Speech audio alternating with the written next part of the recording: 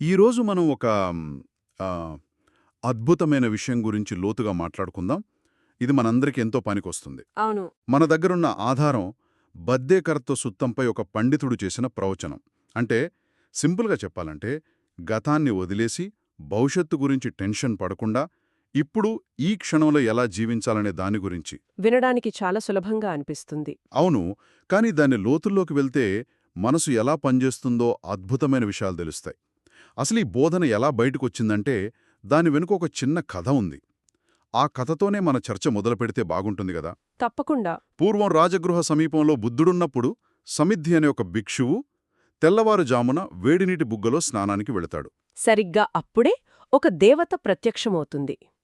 ఆ దేవత అతన్ని చూసి, ఓ భిక్షువు, నీకు భద్దేకరత్త సారాంశం, దాని పూర్తి వివరణ తెలుసా అని అడుగుతుంది. హ్మ్, దానికి సమిద్ధి చాలా నిజాయితీగా, అమ్మా నాకు తెలియదు అని ఒప్పుకుంటాడు.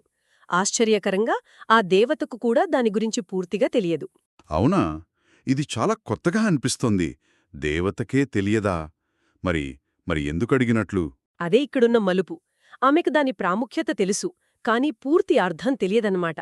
అందుకే ఆమె సమిద్ధిది ఒక సలహా ఇస్తుంది. ఏం సలహా?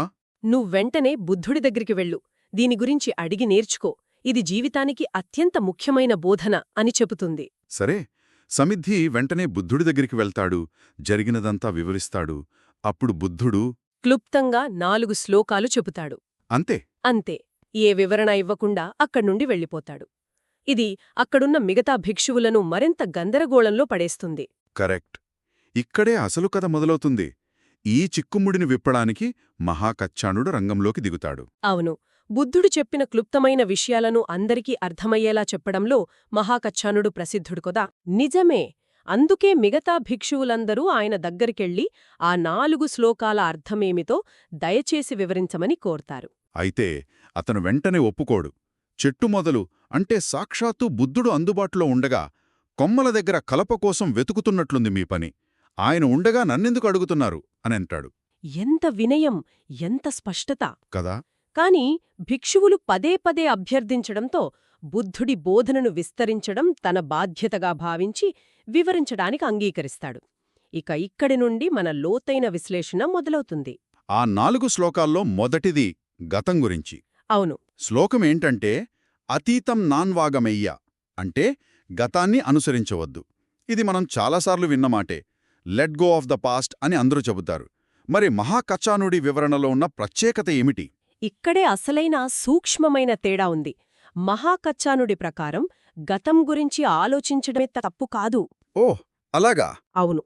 గడిచిపోయిన సంఘటనల నుండి పాఠాలు నేర్చుకోవడం, అనుభవాలను విశ్లేషించుకోవడం అవసరమే. అసలు సమస్యల్లా గడిచిపోయిన సంఘటనలను పదే పదే గుర్తుచేసుకుని వాటిలోనే జీవించడం. వాటిలోనే జీవించడమా? అవును. మూల గ్రంథంలో వాడిన పదం రిలీషింగ్, అంటే ఆస్వాదించడం లేదా అందులోనే మునిగి తేలడమనమాట. ఆహా, అంటే సమస్య జ్ఞాపకాలతో కాదు, వాటికి మనం అంటుకుపోయే భావోద్వేగాలతో ఉంది. ఉదాహరణకు పాత ఫోటో ఆల్బం చూస్తూ గంటల తరబడి ఆ రోజుల్లోనే ఉండిపోవడం. సరిగ్గా అదే. లేదా 10 ఏళ్ల క్రితం జరిగిన ఒక అవమానాన్ని గుర్తు చేసుకుని మళ్ళీ అదే కోపాన్ని, అదే బాధను అనుభవించడం లాంటివా? ఖచ్చితంగా. నువ్వు సరిగ్గా పాయింట్ పట్టుకున్నావు. అలా చేయడం ద్వారా మనం ఆ అనుభవాలను మనసులో మళ్లీ బ్రతికిస్తున్నాం. దీనివల్ల తెలియకుండానే కొత్త కర్మను సృష్టించుకుంటున్నాం. కొత్త కర్మనా?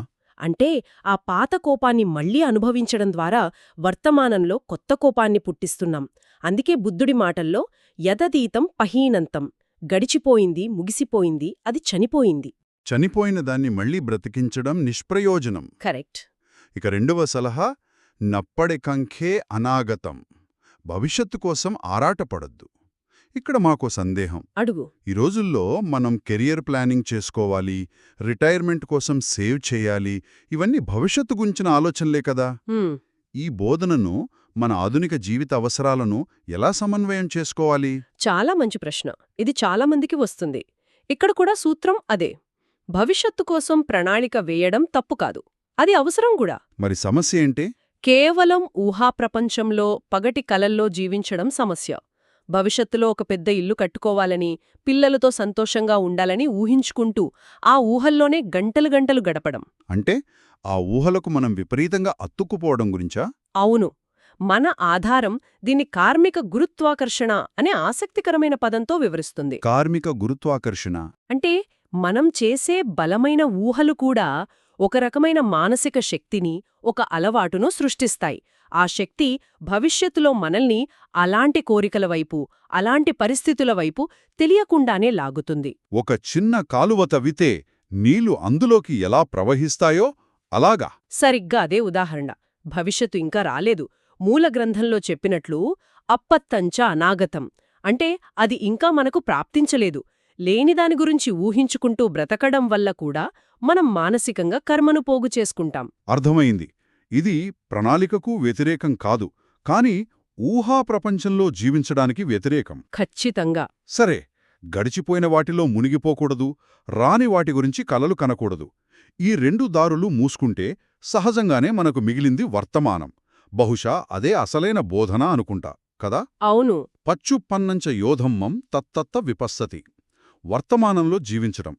కాని వర్తమానంలో జీవించడమంటే ఏమిటి? కేవలం బీ హియర్ నౌ అనుకోవడమేనా? ప్రతి క్షణం మనలో ఏం జరుగుతోందో నిశితంగా గమనించడం. గమనించటమా? ప్రతి అనుభవం వెనుక ఉన్న కార్యకారణ సంబంధాన్ని చూడటం. ఉదాహరణకు, మన ఆధారం నడక ధ్యానం గురించి చెబుతుంది.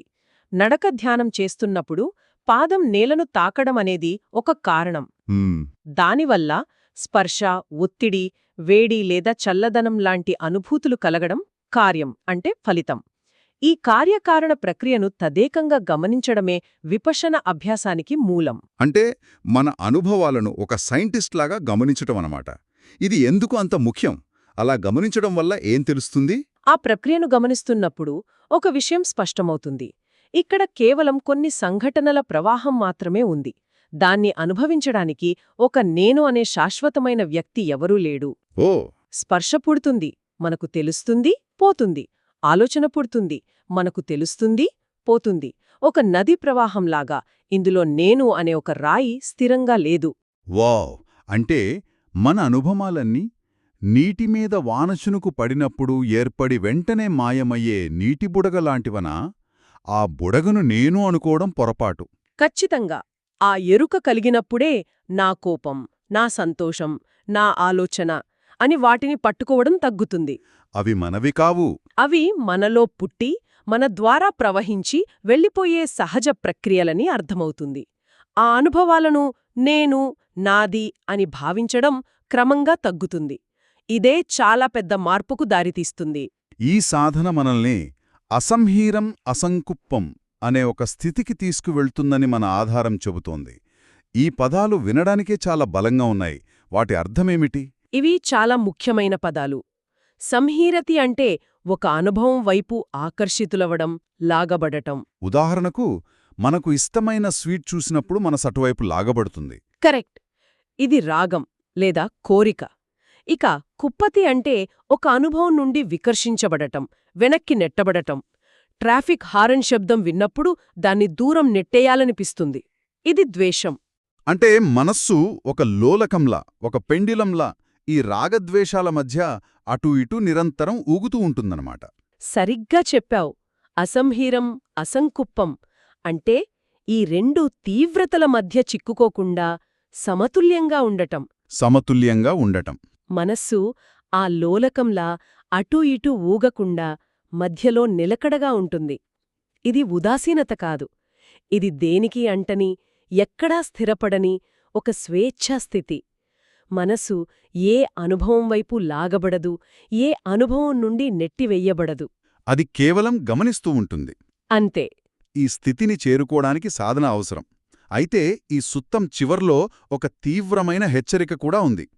అజ్జేవ కిచ్చం ఆతప్పం కో జాన్యా మరణం సువే.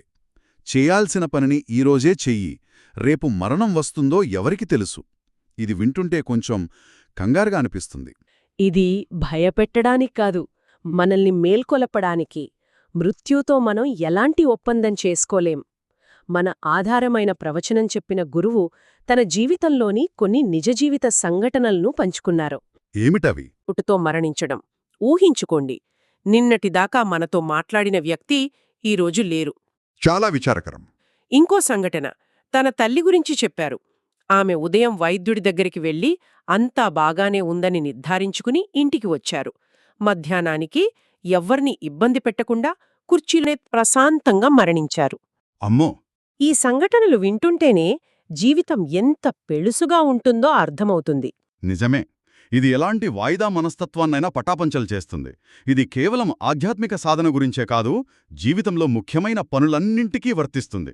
అవును, ఇదొక రకంగా భయాన్ని కలిగించడం లేదు, ఒక శక్తివంతమైన ప్రేరణ ఇస్తోంది. ఖచ్చితంగా. అందుకే ఆధ్యాత్మిక సాధనను లేదా చెయ్యాల్సిన ముఖ్యమైన పనిని వాయిదా వేయకూడదని బుద్ధుడు నొక్కి చెబుతాడు. ఆ సమతుల్య స్థితిని సాధించే పనిని ఇప్పుడే, ఈ రోజే మొదలుపెట్టాలి. అయితే మళ్ళీ నాకో సందేహం. ఇదంతా విన్న తర్వాత ఆలోచించడమే మానేయాలేమో అనిపిస్తుంది. కానీ అది సాధ్యం కాదు కదా. ఈ బోధన అంతిమ లక్ష్యం ఆలోచనారహిత స్థితా? అస్సలు కాదు. ఆలోచనలను పూర్తిగా ఆపేయడం లక్ష్యం కాదు. అసలైన నైపుణ్యం వసీవితక్క పర్యాపతేసు అనే పదంలో ఉంది. అంటే ఆలోచనల ప్రవాహంపై ఆధిపత్యం సాధించడం. మనసు ఒక పదునైన కత్తిలాంటిది. దాన్ని ఎప్పుడూ ఎలా వాడాలో తెలిసినవాడే నిపుణుడు. ఆహా! అవసరమైనప్పుడు దాన్ని తీసి పని పూర్తి చేసుకుని, అవసరం లేనప్పుడు దాన్ని వరలో పెట్టగలగాలి. చాలా మంచి పోలిక.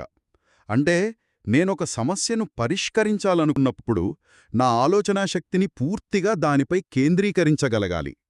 పని అయిపోయాక అనవసరంగా దాని గురించి ఆలోచిస్తూ ఉండకుండా మనసును ప్రశాంతంగా ఉంచుకోగలగాలి. అదే, ఆ కత్తితో మనల్ని మనమే గాయపరుచుకోకూడదు. కరెక్ట్. అదే మనస్సుపై పూర్తి నియంత్రణ అంటే. అంతేకాని ఆలోచనలను పూర్తిగా ఆపేయాలని కాదు. అవసరమైనప్పుడు ఆలోచించడం, అవసరం లేనప్పుడు ఆపగలగడం. అదే అసలైన నైపుణ్యం. ఒక దేవత అడిగిన చిన్న ప్రశ్నతో మొదలైన మన ఈ చర్చ గతం, భవిష్యత్తుల సంకెళ్ల నుండి విముక్తి పొంది వర్తమానంలో సమతుల్యమైన మనసుతో జీవించడమనే ఎంతో లోతైన అంశం వరకు సాగింది. నిజమే. జ్ఞాపకాలను ఆస్వాదించడం నుండి పగటి కలల కార్మిక గురుత్వాకర్షణ వరకు వర్తమానంలో కార్యకారణ సంబంధాన్ని గమనిస్తూ నేను అనే భావనను వదులుకోవడం వరకు అద్భుతమైన ప్రయాణమిది. అవును. ఈ చర్చ విన్నవారికి ఒక ఆలోచనను మిగిల్చి వెళ్తున్నాం. మనస్సు గతం వైపు లాగబడకుండా, భవిష్యత్తు వైపు నెట్టబడకుండా, ఏ అనుభూతికి అంటకుండా సరిగ్గా మధ్యలో నిశ్చలంగా స్వేచ్ఛగా నిలిచినప్పుడు ఆ క్షణంలో లభించే ఆ స్వేచ్ఛ, ఆ ప్రశాంతత ఎలా ఉంటుంది?